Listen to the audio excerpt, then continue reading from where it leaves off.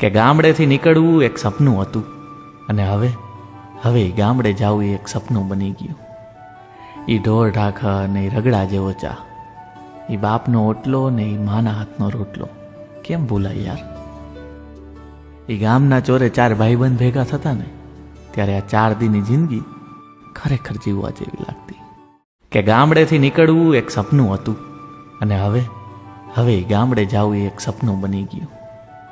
એ ઢોર ઢાખા ને ઈ રગડા જેવો ચા, એ બાપનો ઓટલો ને એ માના હાથનો રોટલો કેમ ભૂલાય યાર. એ ગામના ચોરે ચાર ભાઈબંધ ભેગા થતા ને ત્યારે આ 4 દીની જિંદગી ખરેખર જીવવા જેવી લાગતી. કે ગામડેથી નીકળવું એક સપનું હતું અને હવે ગામડે જવું એક સપનું બની ગયું.